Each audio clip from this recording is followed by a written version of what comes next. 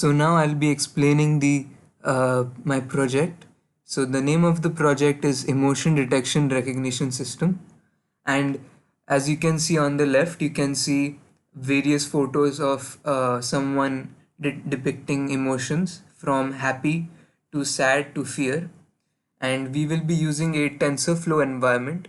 We will be creating a separate TensorFlow environment for this project. So the first part, project life cycle.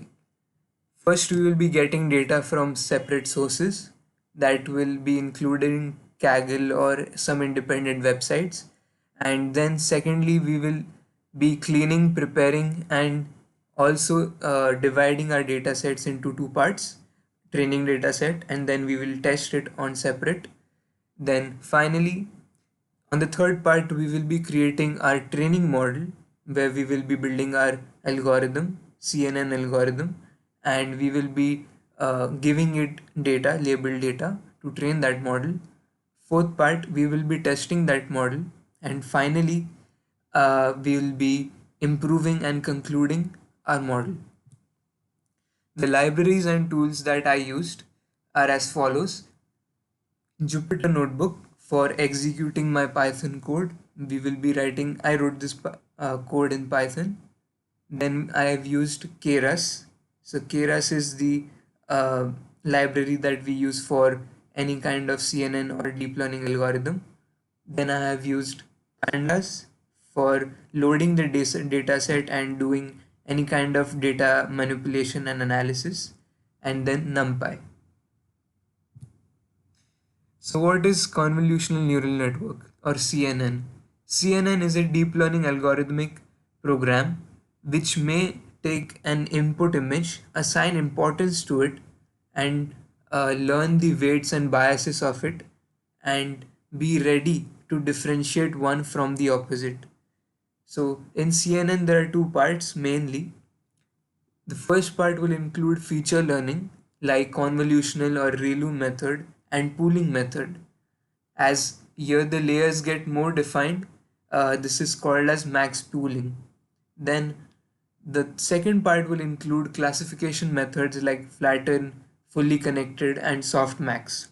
So in this image below, you can see we have given an input image of a cat.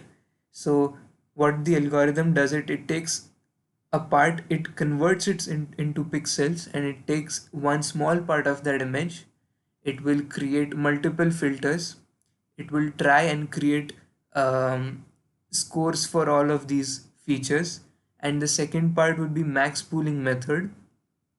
And then again in the second layer, again we will be having another layer of convolutional, and this will continue on and on till we finally come to the classification method where we use flatten, fully connected, and softmax, and then finally we will be giving a binary classification as our output.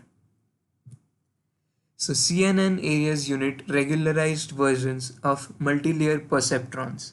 Multi-layer perceptrons sometimes mean absolutely connected networks, that is, each and every neuron in one layer is connected to any or all neurons within the next layer. Convolutional networks were inspired by biological processes.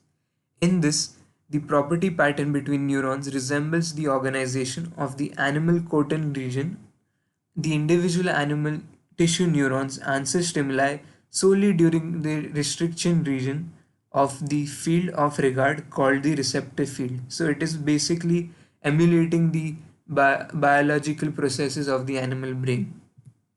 The steps involved: usually before the extraction of features for emotion detection, face detection algorithms are applied onto the image.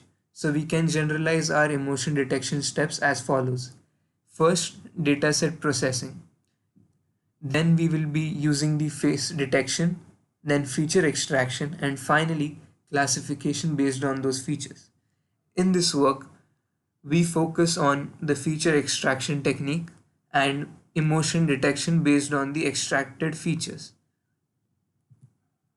The hardware specifications for this project would be anything above 5 or 5 above 5 as the i5 processor, then at least 4 GB RAM, a good quality webcam so that it can properly detect the face and extract all the features, and finally integrated graphics or higher integrated graphics.